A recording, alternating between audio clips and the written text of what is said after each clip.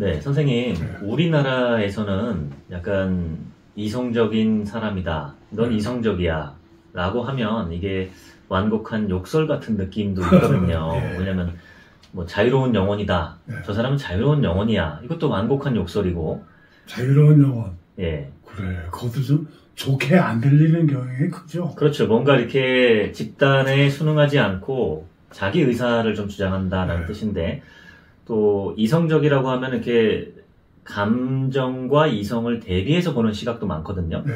근데 우리나라는 좀 이게 정이 없으면 인간미가 떨어진다라는 게 있죠. 그래서 이성적으로 모든 일을 이렇게 탁탁탁 처리하는 사람 보면 아주 훌륭하고 좋지만 왠지 인간미가 떨어진다. 왠지 로봇 같은 느낌이다.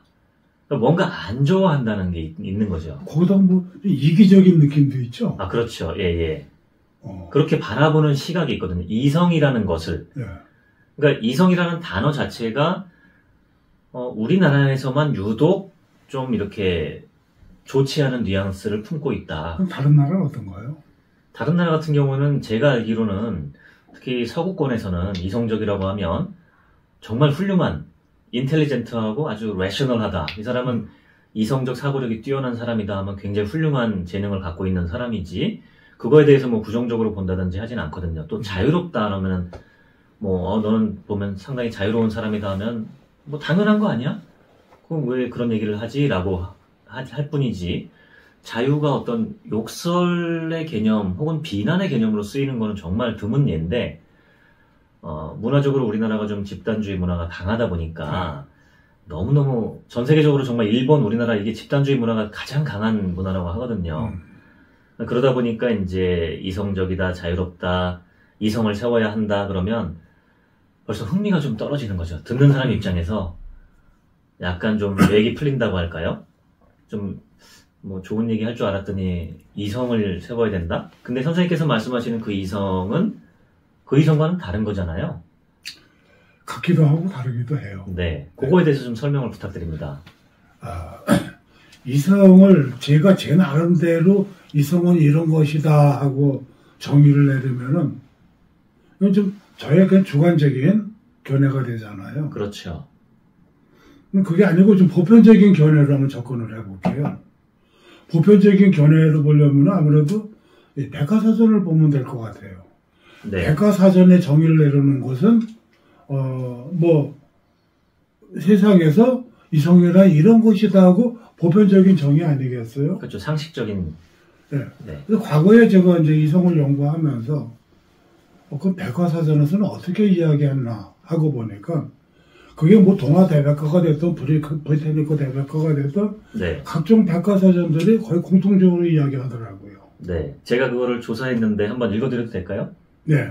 네. 이성은 1번 개념적으로 사유하는 능력, 예. 2번 옳고 그름, 선과 악 등을 끊임없이 판단하는 능력, 3번 내면으로부터 솟구치는 정념과 욕망을 통제하고 제어하는 능력, 4번 이것이 있음으로써 동물과 구별되는 인간 고유의 능력. 네. 이게 아마 그 두산 대백과 사전의 정의 같은데요. 일단 첫 번째 개념적으로 사유하는 능력, 이렇게 나와 있거든요. 네. 어떤 개념을 바탕으로 사유를 한다는 거예요. 네. 우리는 모든 것은 아주 어떤 개념을 바탕으로 사유를 하게 되거든요.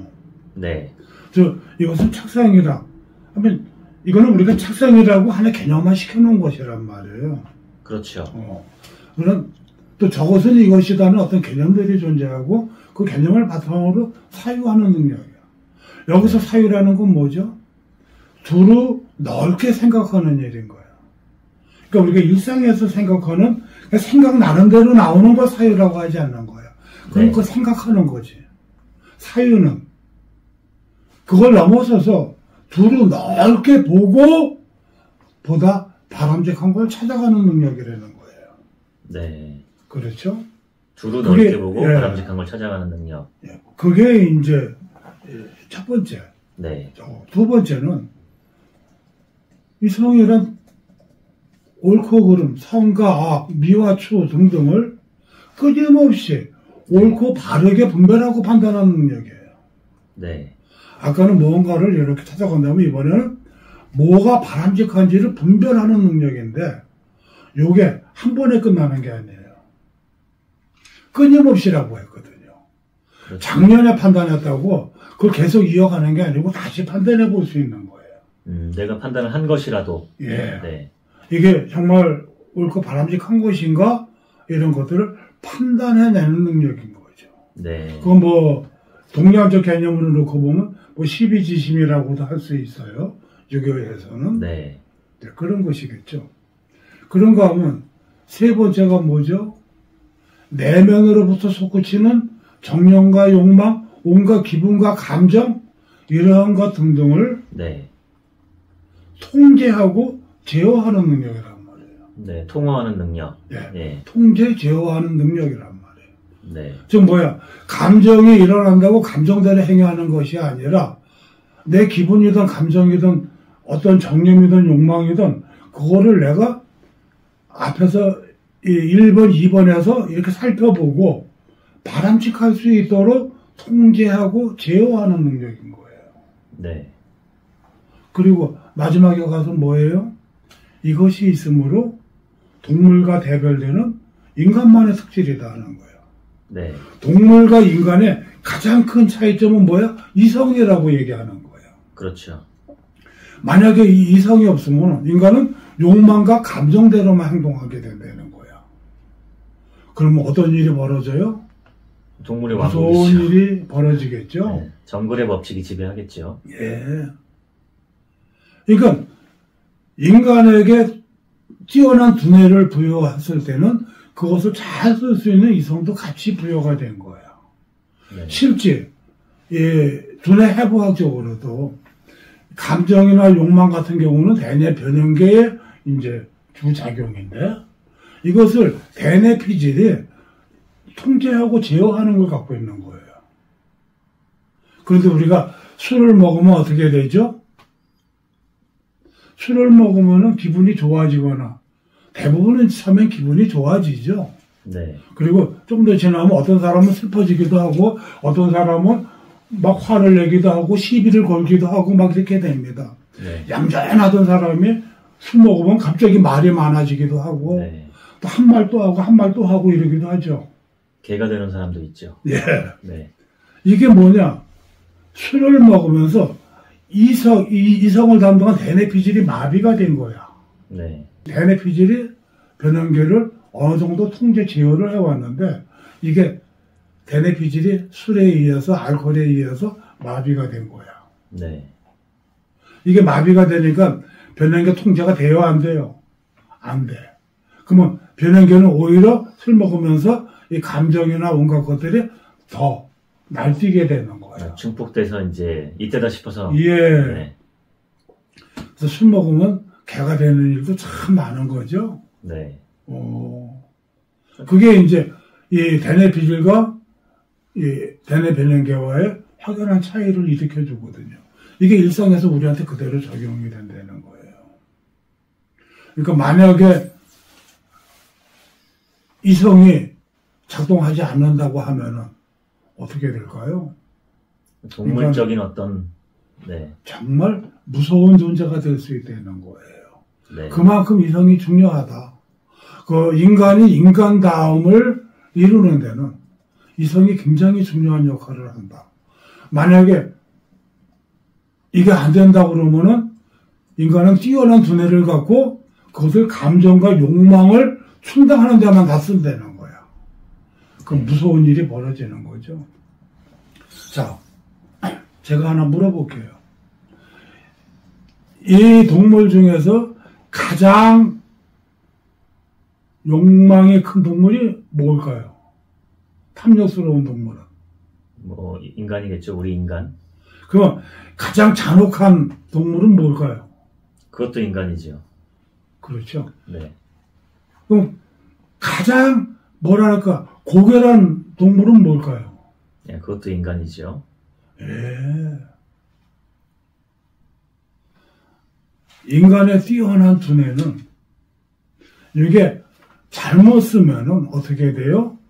정말 잔혹하고 폭력적이고 무서운 동물이 됩니다. 이걸 잘못 쓰면 정말 탐욕스러운 동물이 되어버리기도 하고 네. 아주 교활한 동물이 되기도 하는 거예요. 아주 악마 같은 인간이 되는 예. 거죠. 네. 그런데 이거 잘 쓰면은 정말 인간처럼 또 아름답고 지혜롭고 그리고 정말 선하고 고결할 수 있는 또 그렇게 되기도 하는 거예요. 네.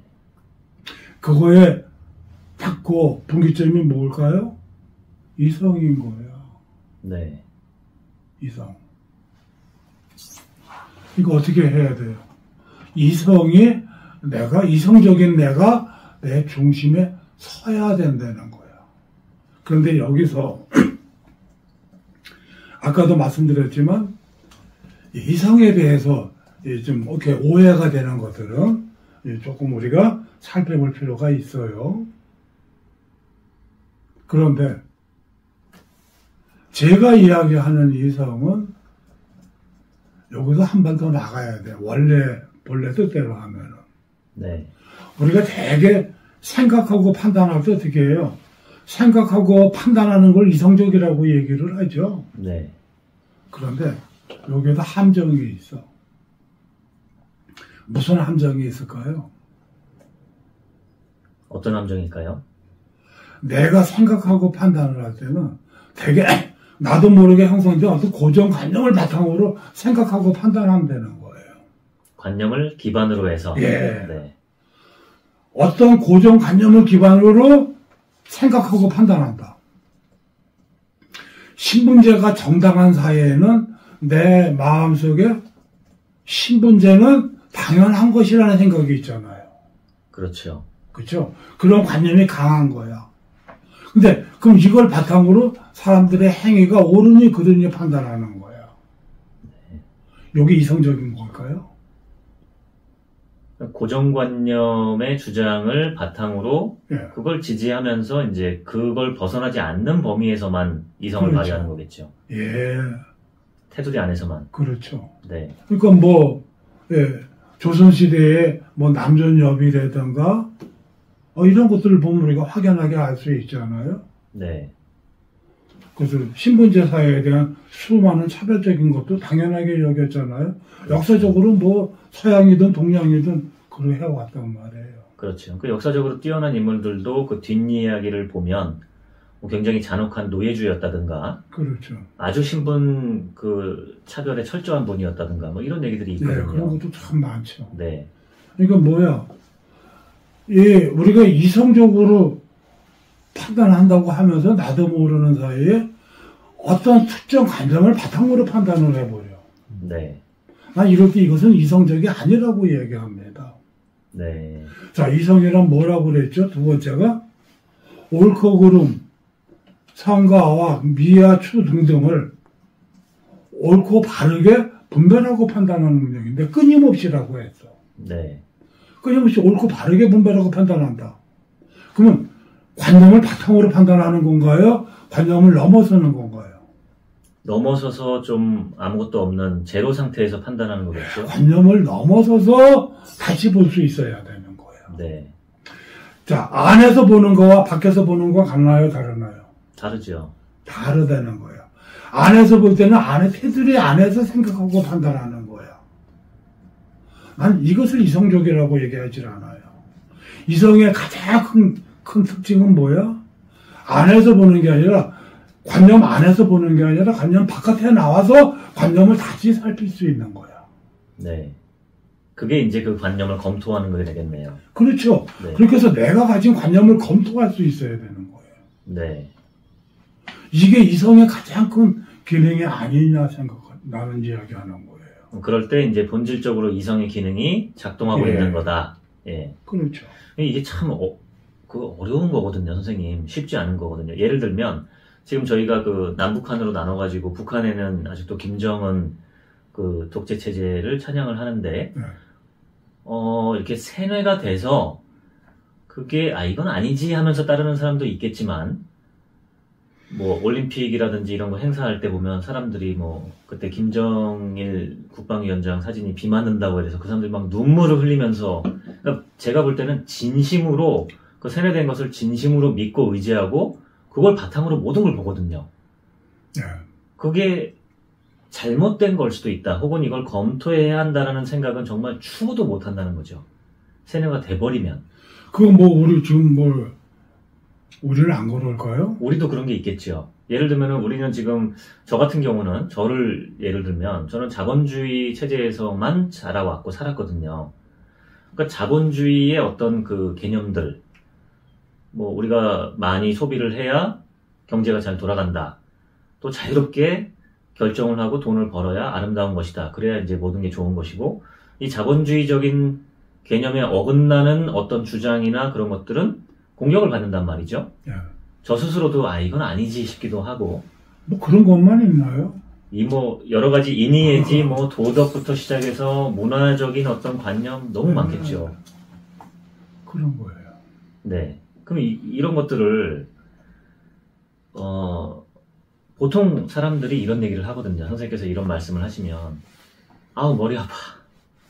이걸 어떻게 내가 다 해. 뭐 이미 세상에 다 이렇게 있는 거 이걸 내가 하나하나 일일이 어떻게 따져.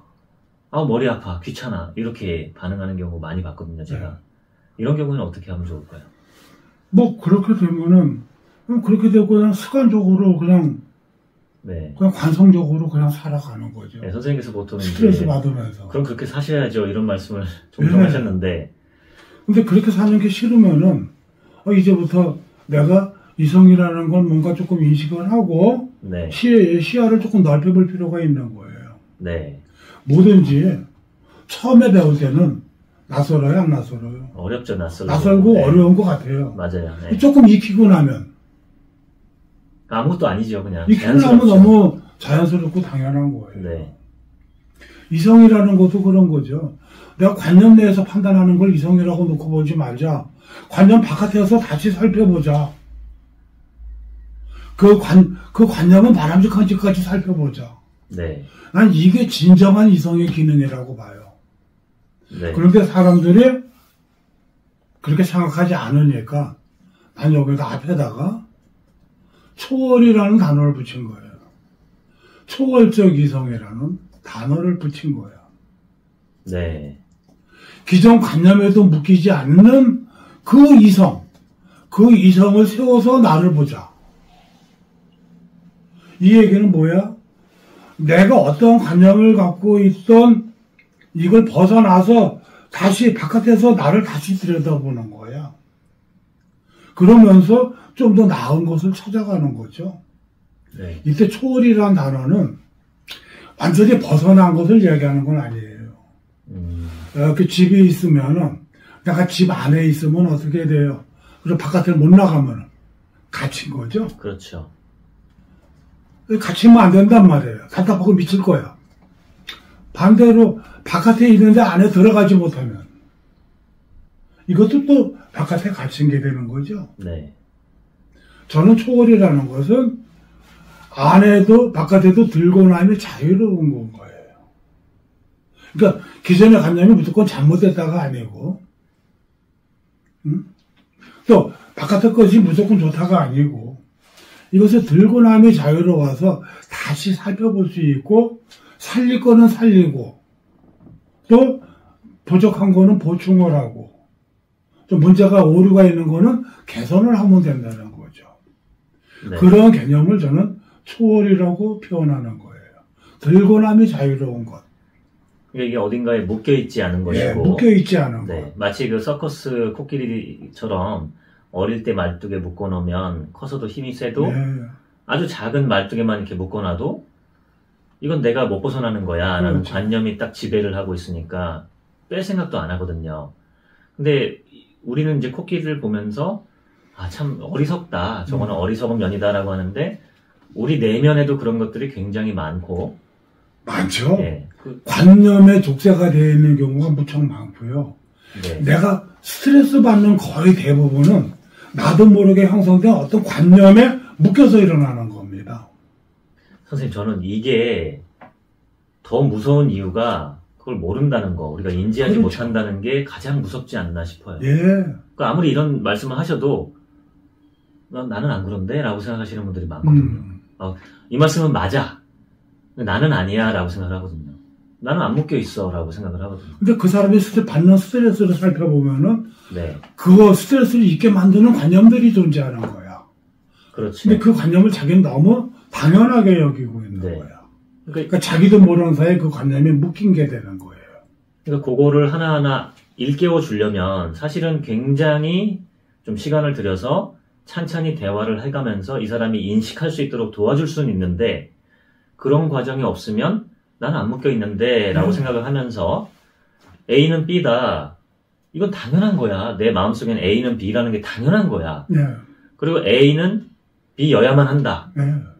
이건 너무 당연한 거고 나는 그렇게 살았어 라고 한다는 거죠. 근데 그거에 대해서는 누군가가 그 발견하고 검토를 같이 좀 도와주지 않으면 그 스스로 발견하기는 굉장히 어렵다. 어렵죠. 네. 근데 저는 이 부분이 참 관념의 무서운 점이 아닌가 싶어요. 네. 그렇게 고정관념이 엄청 무섭습니다. 네. 근데 자기가 거기에 묶여 있는지도 몰라요. 그렇죠. 그리고 그걸 바탕으로 생각하고 판단해요.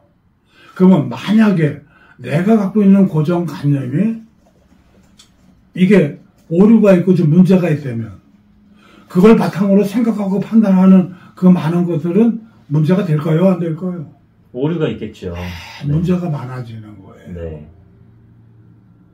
거기서 우리는 굉장히 많은 스트레스를 받게 되는 거예요. 네. 제가 이렇게 살펴보니까 정말 그 사람을 끌고 가는 고정관념 몇 개만 변화가 일어나도 스트레스가 대폭 줍니다. 그리고 네. 사람이 바뀌어요. 그 몇 개가 몇 개일까요? 뭐 대략? 예, 그냥 서너 개만 바뀌어도요. 네. 하여튼 그런 걸 이루는 아주 근본적인 고정관념들이 있어요. 네. 요거 서너 개만 요거 변화를 줘도요. 네. 사람이 확 달라집니다. 실제 저희 그 같이 메타 명상과 마음 경영 공부하시는 그 회원분들 중에서도 보면 뭐 예를 들어서 어떤 여성분은 평생을 그 조신한 며느리로서 또 아주 내조를 하는 아내로서 잘 살피고 지극히 살피고 그것이 옳은 것처럼 정말 자신의 어떤 모든 것을 희생해가면서 헌신한다는 거죠. 근데 그러다가 가족분들이 뭐 하나 이렇게 서운한 말을 하거나 약간 기대에 어긋난 행동을 하면 마치 자신의 인생이 부정당하는 느낌을 받으면서 엄청난 스트레스를 받고 그렇죠. 또 그전까지 해왔던 것을 그냥 이제 안 해! 다 끊어버려. 네. 마치 어떤 분들은 굉장히 그 깊은 우울증을 느끼기도 하고 죽고 싶은 마음도 느끼기도 하고 저 사람들이 이제 다시는 안 보겠다 뭐 이런 마음까지도 가고 근데 그런 여자는 이래야 한다. 결혼한 여자는 이래야 한다. 남편에게, 자녀에게, 시댁에, 친정에 이래야 한다라는 그 고정관념 정말 두세 개만 바뀌어도 그분이 굉장히 자유로워하는 거를 제가 봤거든요. 그렇죠. 몇 자유로워지고 개만. 관계도 좋아지고. 그렇죠. 예. 그런 거 아주 많습니다. 그런데 당사자가 그걸 발견하기는 쉽지는 않아요. 네. 그래서 이제 먼저 앞서간 사람이 도와줘야 되죠. 그래야 이제 발견이 쉬워지고 네. 그런 것을 여러 가지 발견하고 개선하다 보면은 이제 그쪽에 눈을 뜨게 되고 네. 그다음 나중에는 스스로가 자기 문제를 찾아서 또 개선하게 되고 네. 또 그러다 보면 이제 다른 사람을 돕는데도 큰 힘이 되곤 하죠. 네.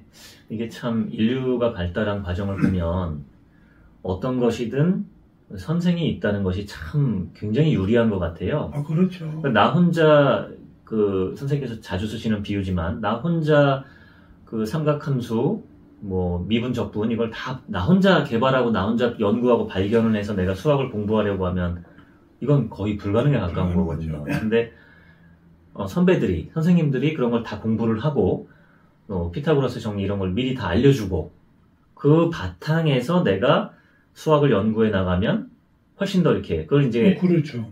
거인의 어깨 위에서 뉴턴은 네. 그렇게 표현했잖아요. 어깨 위에서 보면 훨씬 더 멀리 볼 수 있다. 그럼. 근데 유독 이 마음이나 정신에 대한 것, 이성에 대한 것은 사람들은 저도 그랬고 이건 내 마음이니까, 내가 다 이렇게 보고 있으니까, 그럼 내가 다 이렇게 알아서 할 수 있지. 그래서 이런 말씀을 해주시면, 아, 그런가? 하고 내가 이렇게 대충 살펴보니까 나는 고정관념 같은 거 없는 것 같네. 나를 힘들게 하는 관념은 별로 없는 것 같고, 그 인간이 그냥 문제인 거지. 그 인간이 좀 이기적이라서 내가 지금 스트레스를 받는 거지. 뭐 내가 고정관념이 있어서 스트레스를 받나? 이렇게 생각하신다는 거죠. 예.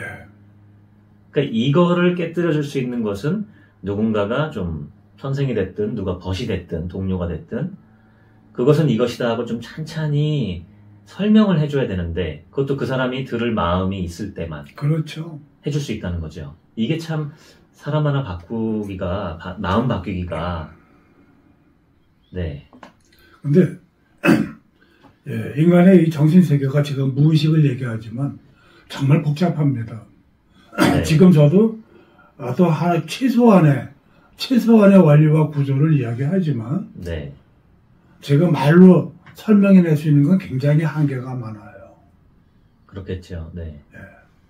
또 각자마다 또 상황이 다 다르잖아요. 네. 배경이 다르고 네. 환경이 다르고 상황이 다 다르기 때문에 또 그것을 이렇게 찾아서 가는 것은 앞서간 분들의 도움이 필요하게 되고요. 네. 계속 이 피드백을 하면서 가야 잘 바뀌어요. 그렇죠. 근데 지금까지 사실 인간의 정신에 대해서 제가 보기에는 상당히 좀 무지하다고 봐요. 정신에 대해서 무지하다. 예. 네. 과학은 굉장히 발전했는데 정신은 그렇게 발전하지 않았어요. 네. 과학은 유형이니까 그래도 보고 접근해서 어떻게 해낼 수 있었는데 정신은 다 주관적인 것 같잖아요. 네. 과학이나 물질은 객관화가 가능한데 정신은 객관화가 쉽지 않은 거야. 그러니까 다 주관적인 게 되니까 또 무형이니까 접근이 잘 안 된 거예요. 네. 그러다 보니까 이건 뭐 문제 삼자는 게 아니라 정신에 대해서는 발전이 별로 안 되어 있다는 거야. 최근에 근대에 들어와서 이제 뭐 철학자들이 이제 인간의 정신 구조에 대해서 좀 관심을 갖고 있는 정도야. 그러니까 심리학자, 정신분석학자, 철학자들, 뭐 사상가들은 서상, 철학, 뭐 정신분석학 이런 걸 바탕으로 지금 우리가 막 정신이 훌륭해지고 있는 것처럼 생각을 하고 있는데 실제는 그렇지 않다라는 걸 선생님이 판단하신 거죠. 일단 드러난 거를 놓고는 분석을 많이 해요. 네. 표상의식, 드러난 걸 놓고 분석을 많이 하는데 네. 그 이면에 들어가는 무의식에 대해서는 네. 정말 잘 모릅니다. 네. 발전이 안 되어 있어요. 예.